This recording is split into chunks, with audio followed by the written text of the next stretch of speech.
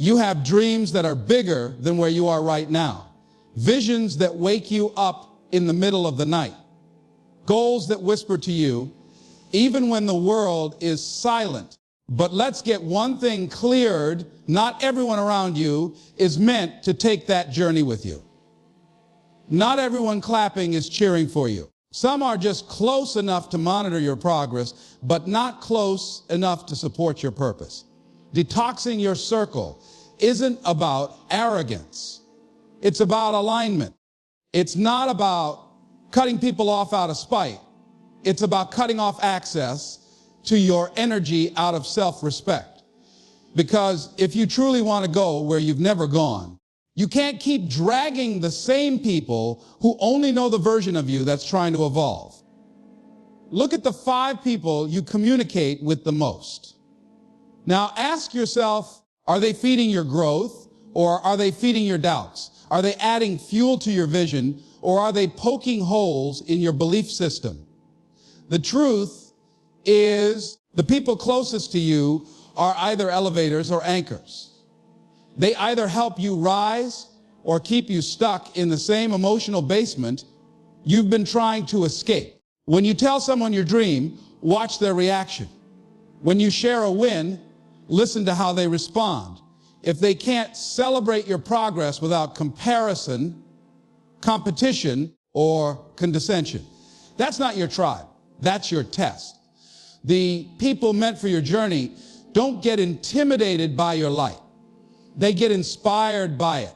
But if you're constantly dimming yourself to keep others comfortable, you're not growing. You're shrinking. Detoxing your circle also means recognizing that loyalty is not a life sentence. You can love people and still leave them behind. You can have history with someone and still know they don't belong in your future. Some connections are seasonal. They were there to teach you, to reflect something back to you, to push you to your edge. But once the lesson is learned, holding on becomes a form of self-sabotage. Growth requires grief. Because when you level up, you lose more than you gain at first. You lose approval. You lose comfort. You lose familiarity. But what you gain is alignment. You gain peace. You gain space for the people who are actually supposed to walk with you. Some of you are overcompensating for people who wouldn't even show up for you if the tables were turned. You're checking in on people who haven't checked on you in months. You're dragging dyed weight out of guilt while your purpose is bleeding from neglect. That's not compassion. That's codependency disguised as loyalty. And it's costing you momentum. You see, when your circle is full of doubt, fear, and excuses, it becomes difficult to hold yourself to higher standards. You start adapting to the energy around you. You start normalizing procrastination, mediocrity, and complacency. You start settling for good enough instead of reaching for greatness. That's the power of environment. It's not just about who you're with. It's about your becoming in their presence. It's not just about friends either. Sometimes you have to detox family, not because you don't love them, but because they can't see the beyond the role you've always played. They still see you as the you who struggled, failed, or doubted yourself, not the you who is ready to lead, to build, to rise. And if you keep shrinking to fit their vision of you, you'll never step fully into the vision you have for yourself. You can love them from a distance. You can honor them without handing over the steering wheel to your life. Detoxing your circle means surrounding yourself with people who challenge your comfort zone, not people who keep you in it. People who aren't afraid to call you higher. People who won't let you settle for the version of you that's still afraid to leap. These are the people who pour into you when you're empty, who hold you accountable when you're slipping, who remind you of your power when you've forgotten it. And let's be clear, this isn't about perfection. You don't need people who have it all figured out. You need people who are committed to growth, just like you. People who might not have the answers, but who are willing to ask the right questions.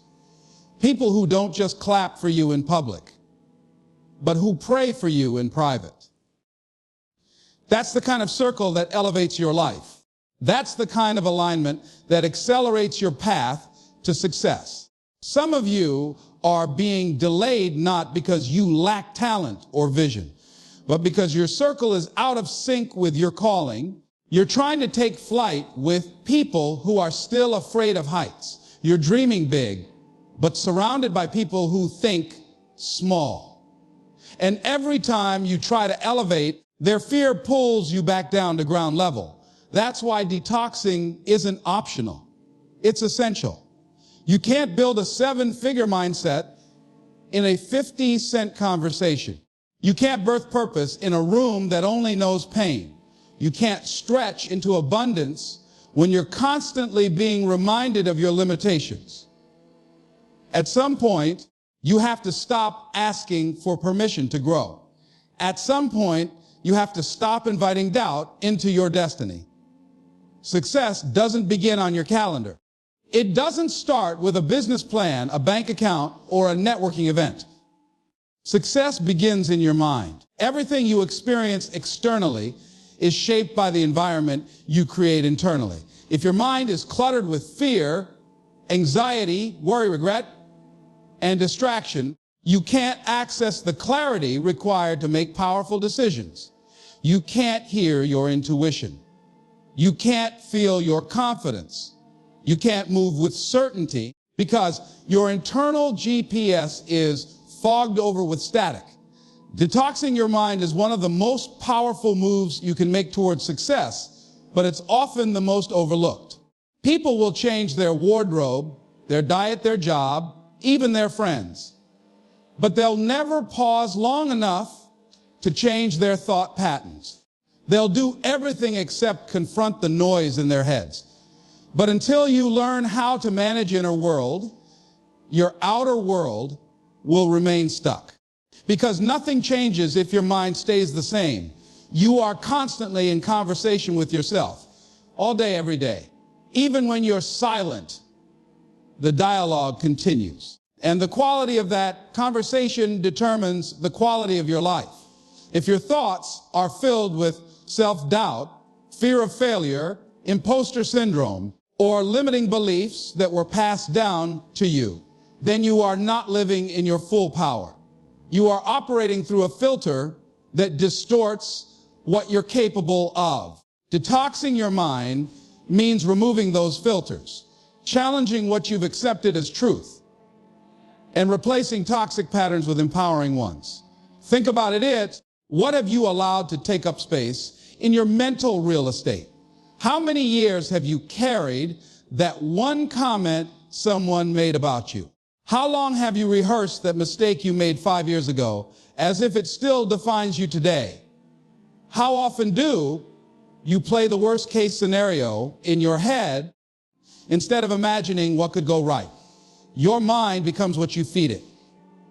And just like your body rejects poison, your mind should reject anything that doesn't serve your growth. But here's the problem. Most of us have been conditioned to accept mental poison as normal. We've been trained to believe that stress is a lifestyle, that overthinking is intelligence, that doubt is humility. But that's a lie. Real intelligence is clarity. Real humility is confidence without arrogance.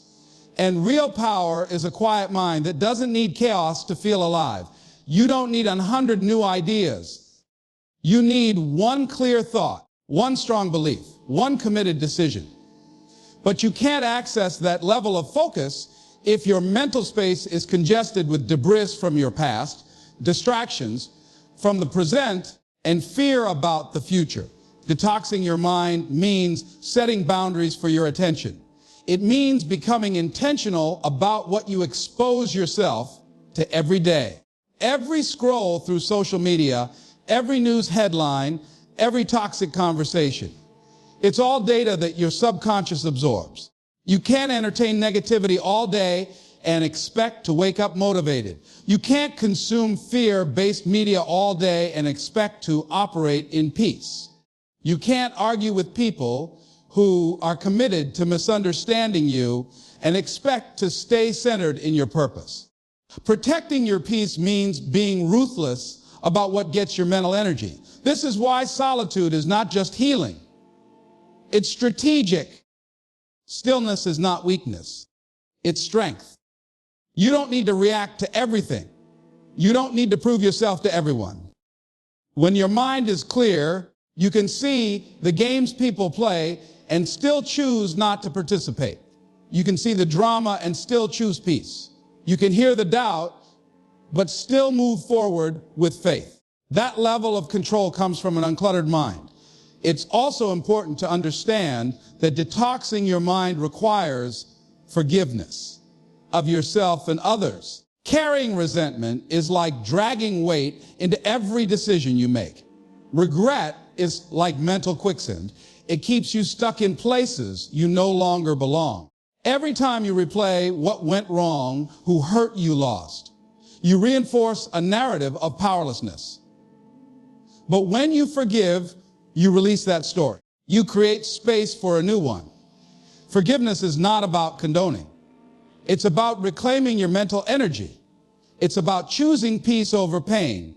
And when you choose peace consistently, you create clarity. And from clarity comes power. You also have to rewire how you speak to yourself. Your internal voice shapes your identity. Most people are fluent in self-criticism, but illiterate in self-compassion. They wake up criticizing their body, their choices, their pace, their progress. They sabotage themselves before the day even starts. But if you spoke to a friend the way you speak to yourself, would they still trust you? Would they still believe in you? So why should you believe in someone who constantly doubts your potential? You must become your own source of encouragement, not just your own source of pressure. Your mind needs rest as much as it needs stimulation. If you never allow it to pause, it will never sharpen. Some of your best ideas won't come from forcing thought. They'll come from freeing it. Walking, meditating, journaling. These aren't just wellness trends. They are tools for mental clarity. They are detoxifiers. They filter out the noise so the signal can come through. And let's be honest, success requires a high level of mental resilience. The higher you go, the more pressure you'll face. The more eyes on you, the more opinions about you. If your mind isn't strong and clear, you'll fold under the weight of outside noise. But when your mind is detoxed and focused, you can stay grounded no matter how loud the world gets. You don't move based on trends. You move based on truth. You don't shrink from failure. You grow through it. You don't panic when things go wrong. You adapt because your clarity makes room for creativity. Success is not something you stumble upon.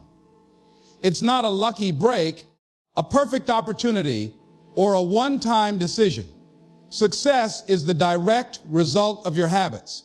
What you do consistently matters far more than what you do occasionally. You can talk about your goals, visualize your dreams, create vision boards, and write affirmations. But if your daily actions are not aligned with the person you say you want to become, none of it matters.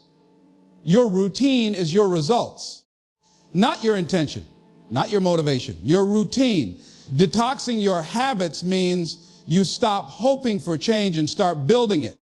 Every habit you hold is either an investment in your growth or a withdrawal from your potential. Most people don't fail because they lack ambition. They fail because their habits betray their ambition. They say they want to grow, but they cling to patterns that keep them stuck. They say they want to level up, but they keep repeating behaviors that pull them down. The gap between where you are and where you want to be is built or bridged by the habits you practice every single day. The truth is, you don't rise to the level of your goals, you fall to the level of your systems, and your system is your routine. Your system is what you do when nobody's watching. It's how you start your mornings. It's how you respond to frustration.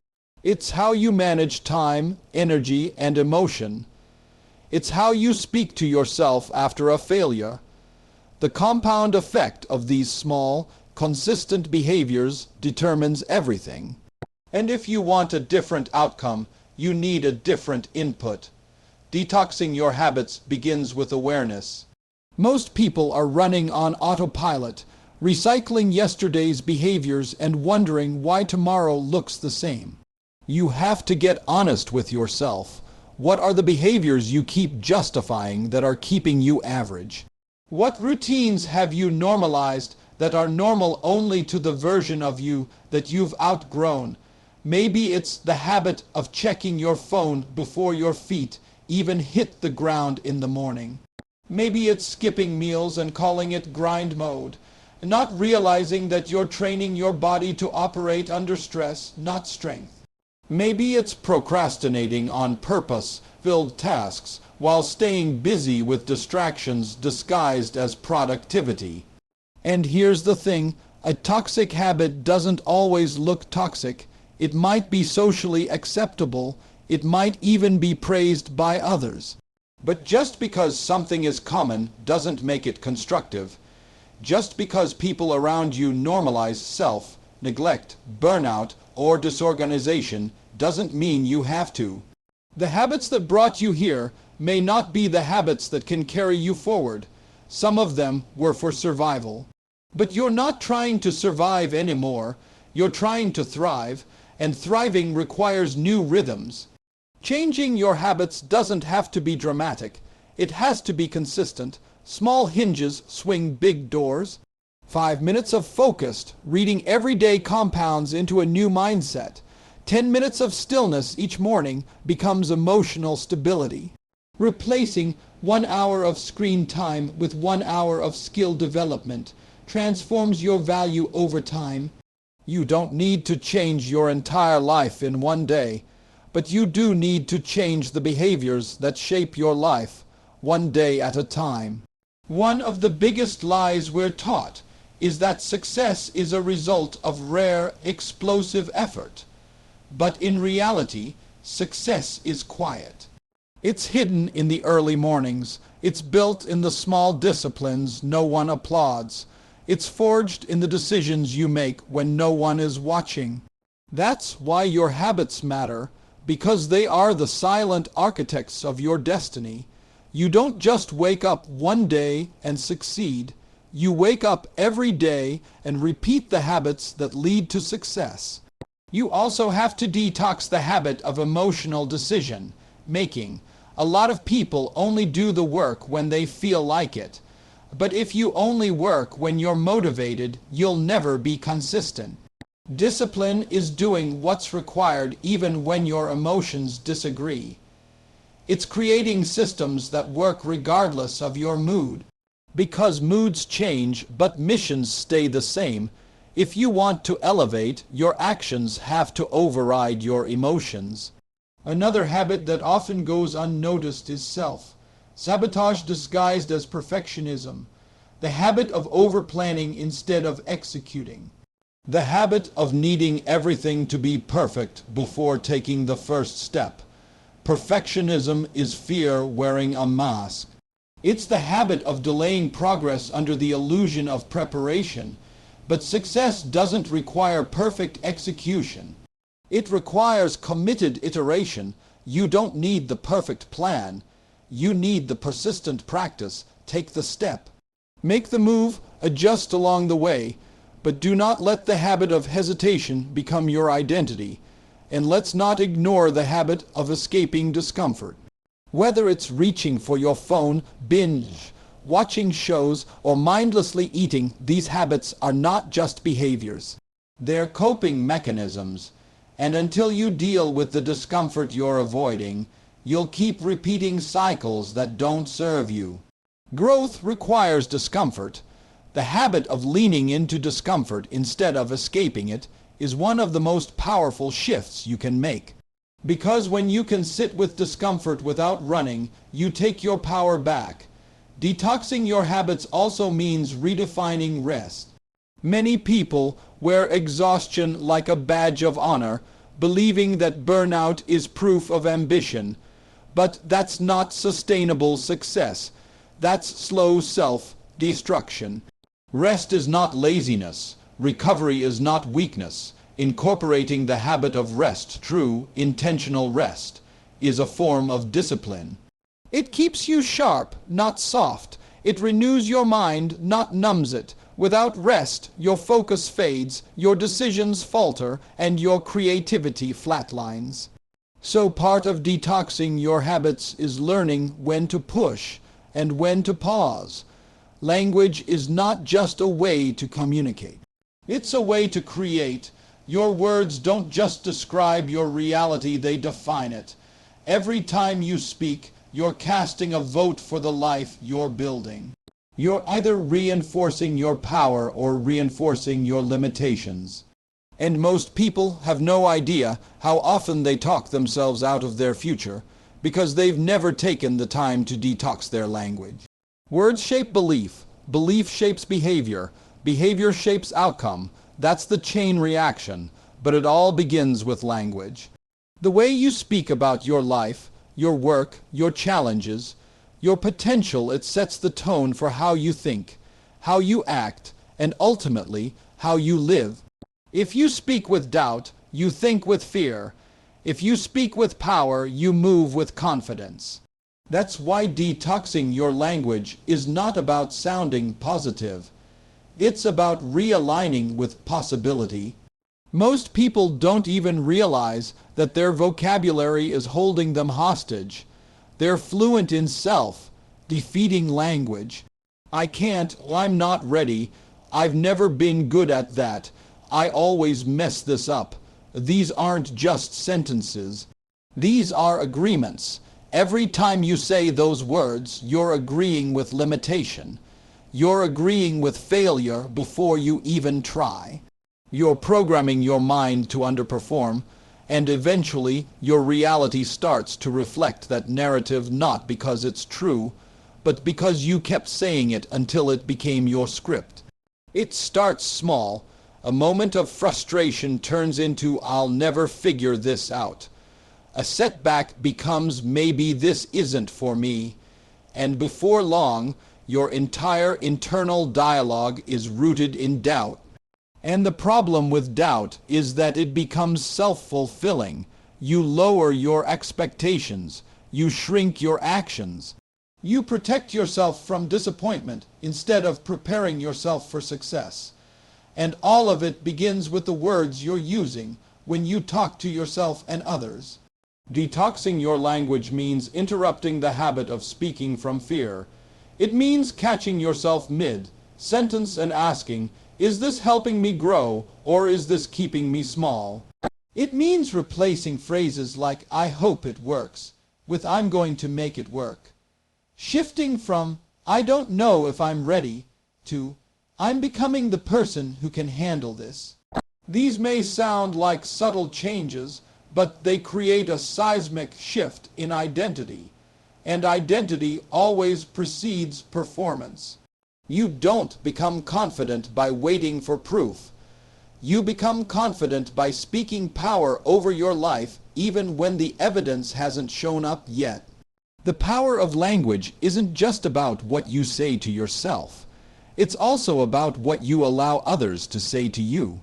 If you're constantly surrounded by conversations that reflect lack, fear, or negativity, it starts to seep into your subconscious.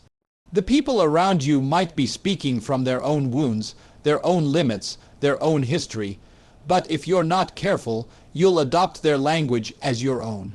That's why you have to guard your vocabulary like your life depends on it, because in many ways it does. You can't afford to speak casually about your life if you're trying to build something extraordinary. Every time you speak, you're sowing seeds. The question is, what are you planting? Are your words filled with intention, belief, and vision? Or are they laced with sarcasm, bitterness, and self-sabotage?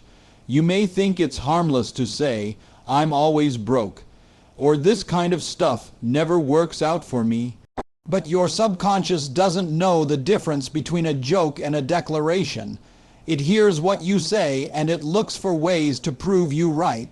Detoxing your language also means shifting out of victim vocabulary.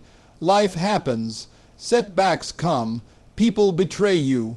Doors close. But the way you talk about those experiences determines whether they become chapters in your story or chains that keep you stuck. Instead of saying, "This always happens to me," ask, "What is this trying to teach me?" Instead of saying, "They did me wrong," say, "I learned how to protect my peace." The words you use can either keep you stuck in your past or move you forward into your purpose. You get to decide which story you keep repeating. There's also the issue of unconscious complaining. Complaining feels good in the moment. It gives you the illusion of control. But over time, it conditions your mind to focus on problems rather than solutions. When you detox your language, you start becoming more mindful of your default settings. Instead of defaulting to what's wrong, you focus on what's possible. You redirect your energy. You reframe your reality. That shift in language becomes a shift in focus. And whatever you focus on, you feed. Whatever you feed grows. One of the most powerful things you can do is create a vocabulary for your future. Start speaking in the language of who you're becoming. Talk like the version of you who's already succeeded.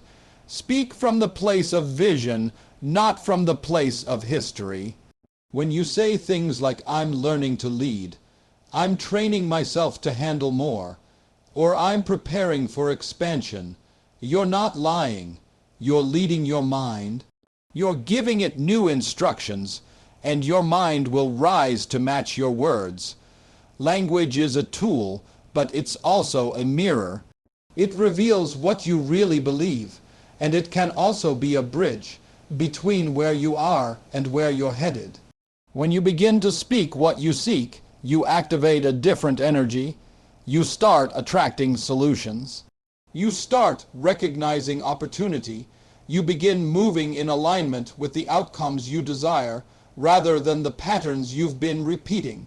You can have the right mindset, the right motivation, even the right strategy. But if your environment is not aligned with your vision, your progress will always be compromised. Your environment is not neutral. It's either shaping you or sabotaging you. It's either helping you grow or holding you back. Success is not only about what you do, it's also about where you do it. Because every environment carries an energy, and energy is contagious.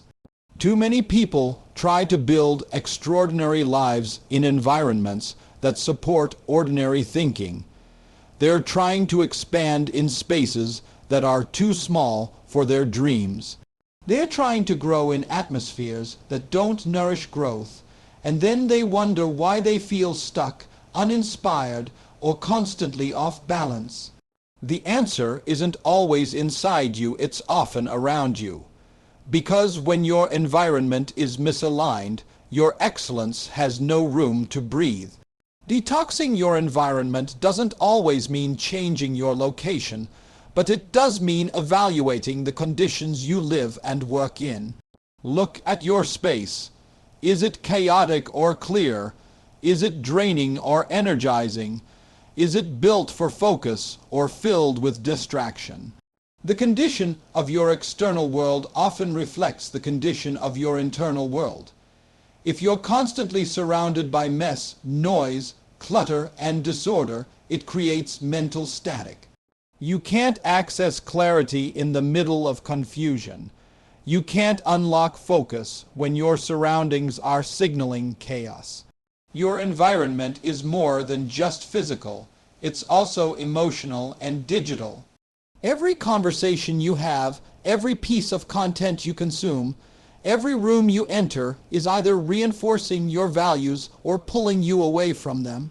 If your emotional environment is filled with conflict, negativity, or constant criticism, you will find it difficult to create, lead, or evolve. You might be mentally tough, but even the strongest mind weakens over time in a toxic atmosphere. Eventually, what surrounds you begins to shape what becomes normal to you.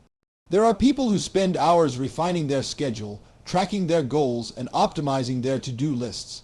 But they overlook the fact that they are operating in environments that suffocate their potential. You can't expect high performance in low-frequency spaces. You can't maintain big vision in rooms where small talk dominates and forward thinking is replaced by gossip or complaining. If the people around you aren't speaking the language of elevation, you will subconsciously lower your standards just to fit in. Detoxing your environment means intentionally creating spaces that support your focus, your creativity, and your peace. It means curating an atmosphere that matches the energy of the life you want to build. That could mean decluttering your home so your mind feels lighter. That could mean turning off notifications so you're not constantly pulled out of flow. That could mean limiting access to people who drain you emotionally, even if those people are close to you. Boundaries are not barriers, they're bridges that protect your mission.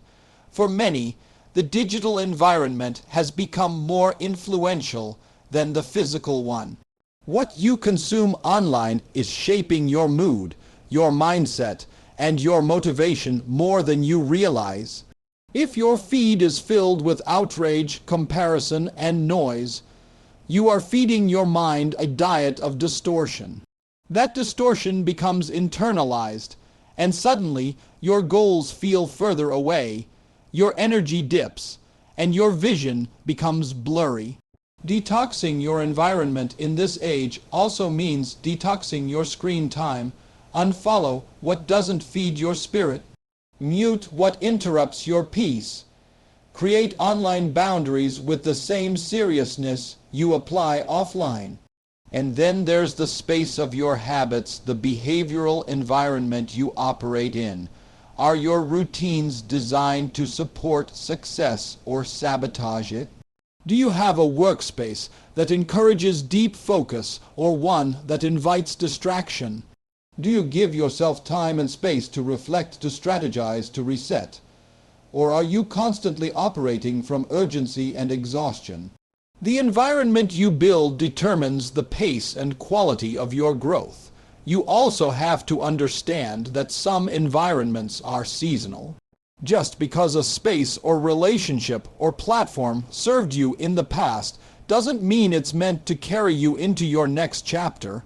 There's nothing wrong with outgrowing a space. There's nothing weak about recognizing when your current surroundings no longer reflect your standards. Growth demands that you regularly audit your environment and adjust accordingly.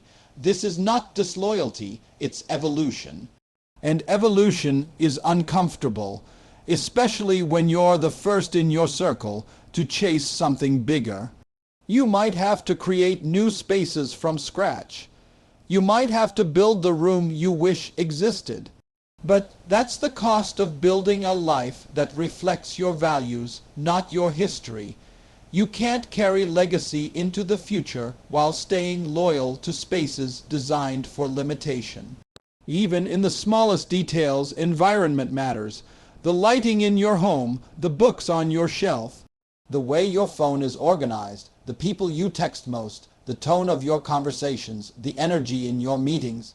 Every detail is shaping you in ways you don't always see in the moment, but over time it all compounds. It all builds into a setting that either supports the life you want or resists it. Success is not just about intensity, it's about consistency.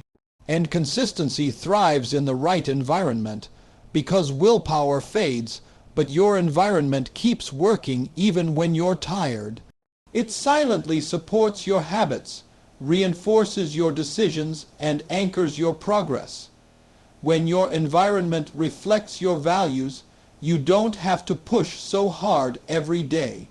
The atmosphere begins to carry some of the weight. Success doesn't start with adding more. It starts with letting go. Letting go of the weight, the noise, the patterns, and the people that no longer align with the version of you that you're becoming. The cheat code to success isn't hidden in some secret formula. It's in the daily decision to detox what no longer serves your purpose. When you detox your circle, you protect your energy. When you detox your mind, you sharpen your clarity. When you detox your habits, you reclaim your discipline. When you detox your language, you speak your future into existence. And when you detox your environment, you position yourself to rise without resistance. This isn't about being perfect. It's about being intentional. It's about choosing elevation over stagnation. It's about creating space mentally, emotionally, and physically for your greatness to breathe, for your vision to expand, and for your next level to arrive. You are not overwhelmed because you're doing too much. You're overwhelmed because you're carrying too much that isn't yours anymore. So release it, clean it out, strip it down, because the lighter you are, the higher you rise. This is your reset, your permission to evolve, your reminder that growth isn't just what you add to your life, it's what you're willing to remove to make space for more. You don't need more time, you don't need more followers, you need less noise, fewer distractions, and a cleaner foundation. Success is not about force. It's about flow, and the more you detox, the more you align. The more you align, the faster you elevate. So take the cheat code, apply it, and move like someone who's done waiting, because everything you're chasing is already waiting on a cleaner, clearer version of you.